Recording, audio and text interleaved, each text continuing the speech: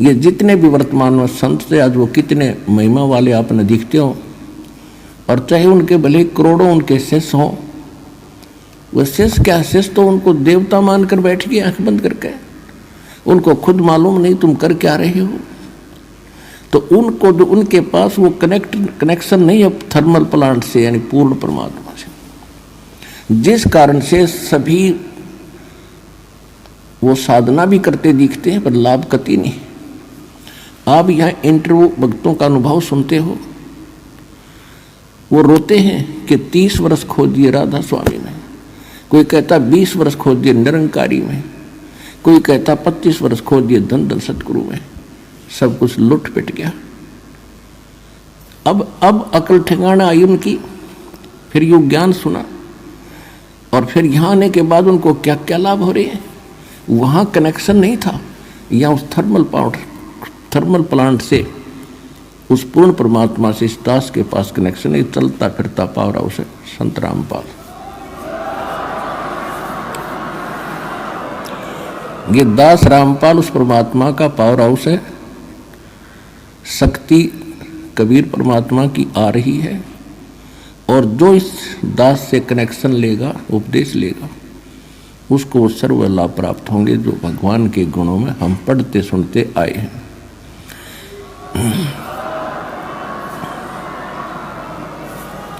यदि मर्यादा में रहोगे, सच्चे दिल से भक्ति करोगे, तो आजीवन लाभ मिलेगा।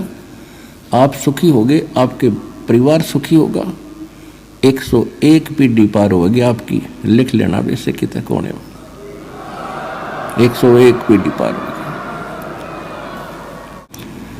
कि भेड़ पूछ को पंडित पकड़े, ये बादो नदी बिहंगा, गरीब दास वो भव जल डूबे, जान नहीं साध सत्संगा। भादुआ के अंदर बहुत वर्षा होती है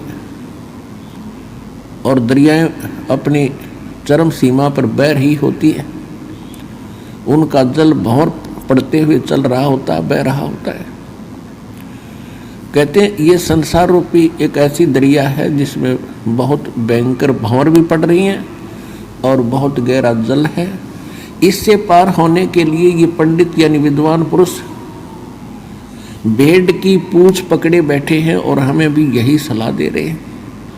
शास्त्र विधि त्याग कर मनमानी पूजाएं कर रहे हैं। ये ब्रह्मा विष्णु महेश के आश्रित होकर के और पूर्ण मोक्ष की आशा लगाए बैठे हैं।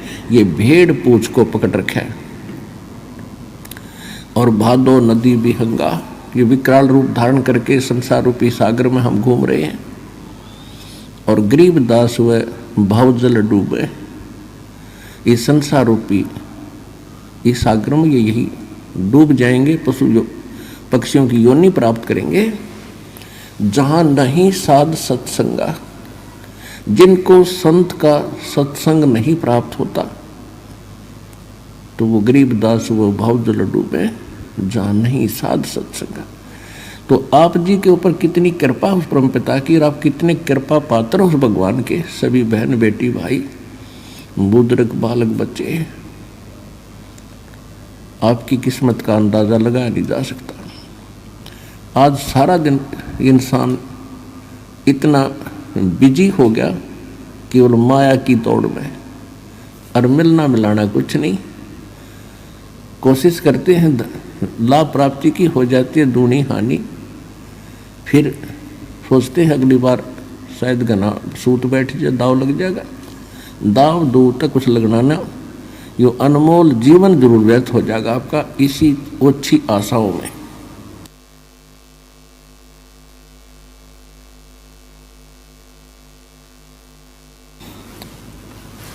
तो पुण्यात्माओं, हम धन मांगते हैं भगवान से, और भगवान आपको क्या देना चाहता है उससे आप परिचित नहीं। परमात्मा आपको यहां से मुक्ति देना चाहते हैं। 3 लोक का राज जीव को जय कोई दे, लाख बधाई क्या करे जय नहीं नाम से ने। यदि आप तो एक छोटा मोटा प्लाट अच्छे से शहर में प्राप्त करके अपने आप को धन्य मान लेते हैं कि करोड़पति हो गया। जिनके पास भक्ति नहीं है, सत्य भक्ति, ये नकली भक्ति यूजलेस है। जिनके पास सत्य भक्ति नहीं है, उसको चाहे और भक्ति बिल्कुल ना करता हो या सत्य भक्ति ना हो, उसको चाहे 3 लोक, पूरी पृथ्वी, पूरा स्वर्ग और पाताल, इन तीनों लोक का भी राज दे दे और उसको क्या बधाई दे रहे हो। यदि वो भक्ति नहीं कर रहा है तो माइनस व्यक्ति है, -0, उसका भविष्य बिल्कुल व्यर्थ है। और फिर इसके विपरीत परमात्मा बताते हैं, राम रटत दारिद्र भलो, दारिद्र माने निर्धन, राम रटत निर्धन भलो, चाहे टूटी घर की छान, वो कंचन महल किस काम के, जहाँ भक्ति नहीं भगवान। जहाँ पर परमात्मा की भक्ति नहीं है, कहते वो सुंदर महल भी व्यर्थ है और एक निर्धन व्यक्ति और सत्य भक्ति कर रहा है, चाहे वो इतना निर्धन है कि उसकी झोंपड़ी की छत भी टूट रही हो, झोंपड़ी में की तरह छत भी टूट गई हो और राम रटता हो, वो उस 3 लोक के मालिक से भी परमात्मा की दृष्टि में ज़्यादा महत्वशाली है, महत्वपूर्ण है, ज़्यादा प्रिय है, वैल्यूएबल है। अब क्या बताते हैं, कबीर सब जग निर्धना, धनवंता ना कोई, धनवंता सुजानियो, जिस पर राम नाम धन हो। अब कौन से राम का धन, वो कौन सा है राम नाम, ये आपको कल के सत्संग में बड़ी डिटेल से बताया था।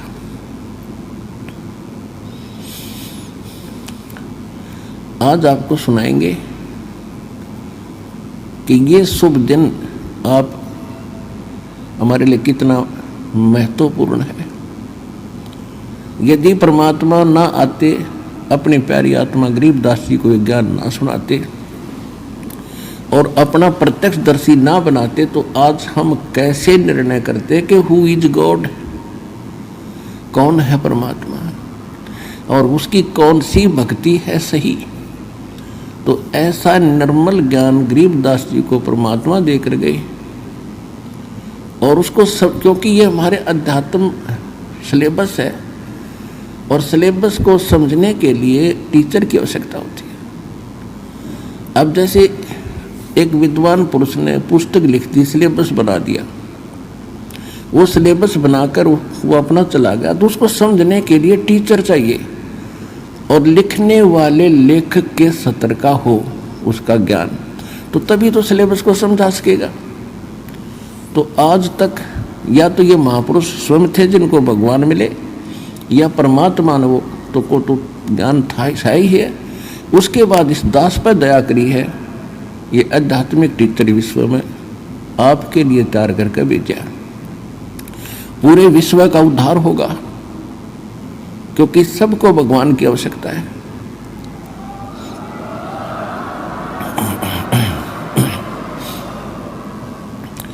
अब हम हिंदू किस लिए कहलाए, परमात्मा की भक्ति के लिए हमने न्यारा नाम रखना पड़ा हिंदू। और ईसाई किस आधार से बने, ईसा जी एक धार्मिक व्यक्ति थे,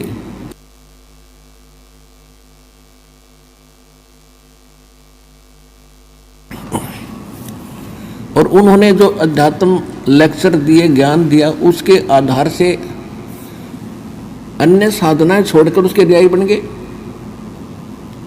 तो परमात्मा के लिए ही हम अलग से ग्रुप बनते चले गए। उन्हीं में से फिर मुसलमान बने, क्योंकि उस समय यहूदियों में, ईसाइयों में वो भक्ति नहीं रही थी जो ईसा जी निर्देश कर गए थे। तो हजरत मोहम्मद जी के ने जो ज्ञान दिया, जैसा भी उसको प्राप्त था, तो उससे हटकर और कुछ ठीक था, तो हम फिर मुसलमान बने, उसके बाद फिर सिख बने। तो किस लिए बने, हम परमात्मा के लिए ही बढ़ते चले गए। अब हम परमात्मा के लिए ही फिर इकट्ठे होंगे। अब पूरे विश्व को पता चलेगा कि कौन है परमात्मा और क्या है उसकी वास्तविक पूजा, तो सबको भगवान की आवश्यकता है। चाहे कसाई भी है, उसकी भी आत्मा कभी ना कभी अवश्य भगवान की तरफ आकर्षित होती है। और अन्य का तो कहना ही क्या, चाहे आज को कितना अपने आप को नास्तिक मान बैठा है, जब उसको ये ज्ञान होगा तो विवश होना पड़ेगा।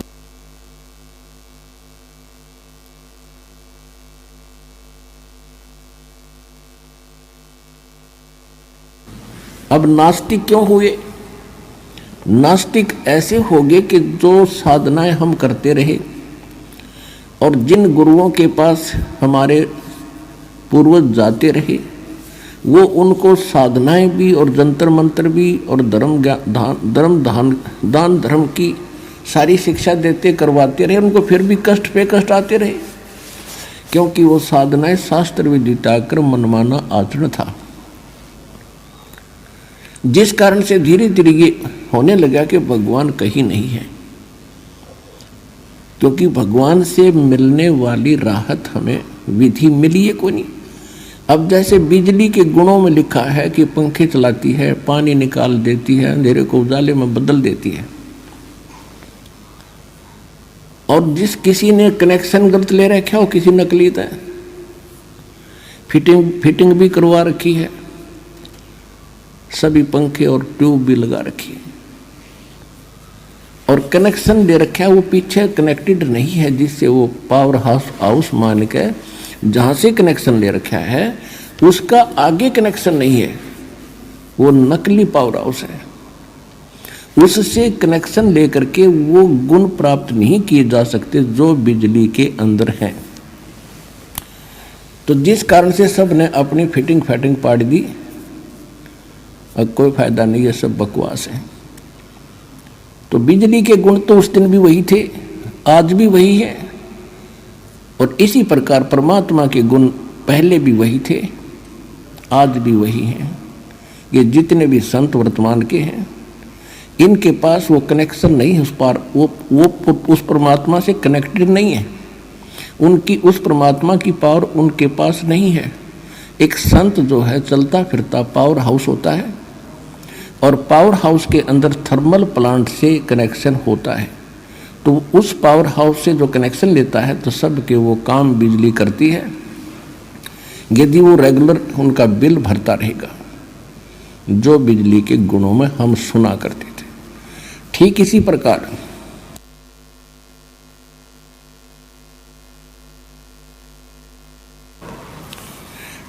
प्रकार ये जितने भी वर्तमान में संत थे, आज वो कितने महिमा वाले आपने दिखते हो, और चाहे उनके भले करोड़ों उनके शिष्य हों, वो शिष्य क्या, शिष्य तो उनको देवता मानकर बैठ गए आंख बंद करके, उनको खुद मालूम नहीं तुम कर क्या रहे हो। तो उनको जो उनके पास वो कनेक्शन नहीं है थर्मल प्लांट से, यानी पूर्ण परमात्मा से, जिस कारण से सभी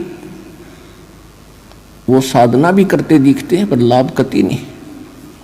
आप यहाँ इंटरव्यू भक्तों का अनुभव सुनते हो, वो रोते हैं कि 30 वर्ष खो दिए राधा स्वामी में, कोई कहता 20 वर्ष खो दिए निरंकारी में, कोई कहता 25 वर्ष खो दिए धन धन सतगुरु में, सब कुछ लुट पिट गया। अब अकल ठिकाना आई उनकी, फिर यो ज्ञान सुना, और फिर यहाँ आने के बाद उनको क्या क्या लाभ हो रहे हैं। वहाँ कनेक्शन नहीं था, यहाँ उस थर्मल प्लांट से उस पूर्ण परमात्मा से इस दास के पास कनेक्शन है, चलता फिरता पावर हाउस है संत रामपाल। ये दास रामपाल उस परमात्मा का पावर हाउस है। शक्ति कबीर परमात्मा की आ रही है, और जो इस दास से कनेक्शन लेगा, उपदेश लेगा, उसको सर्व लाभ प्राप्त होंगे, जो भगवान के गुणों में हम पढ़ते सुनते आए हैं।